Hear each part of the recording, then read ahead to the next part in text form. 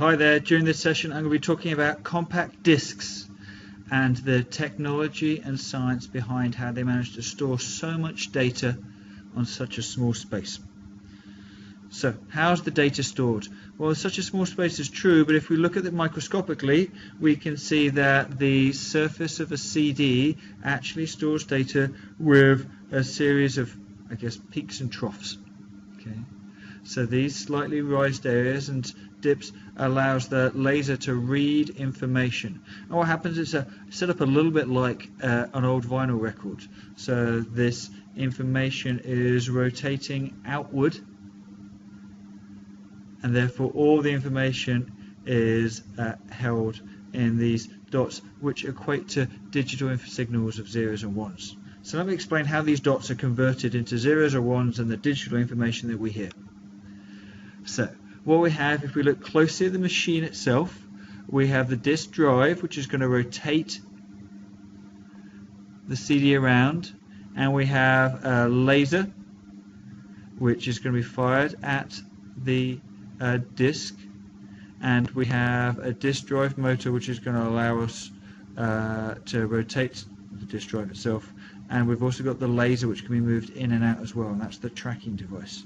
So these devices move around the disk so that the laser can point at specific places, and those specific places are where the information is going to be held.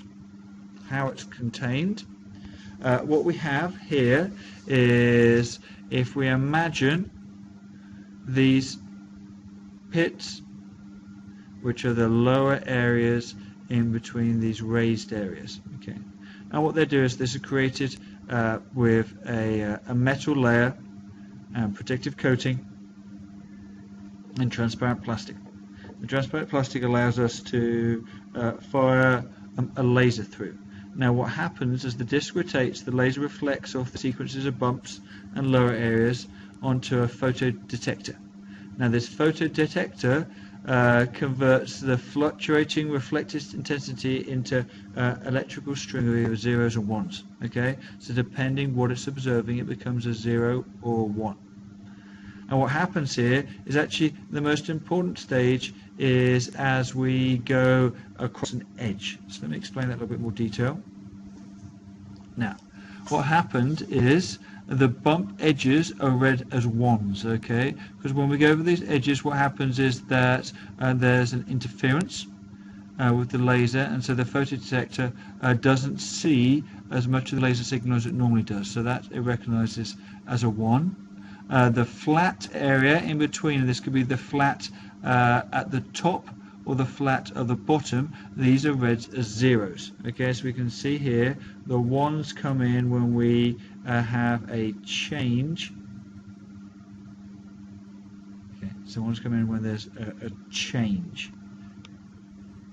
Now the pit depth is actually made equal to 1/4 of a wavelength of light. Now the reason for this is because it naturally creates a destructive interference, so that light that is reflected from the pit is half a wavelength out of phase, and that causes the destructive wavelength, so it has the maximum impact on the photodecoder, so it's able to recognize that there has been a change of some sort.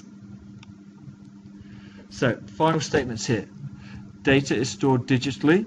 A series of ones and zeros are read by the laser light reflected from the disk. The strong reflections correspond to constructive interference. These reflections are chosen to represent zeros. Weak reflections, when there's destructive interference, these reflections are chosen to represent ones. So that's how the zeros and ones of digital information is stored on a CD. I hope this session helped.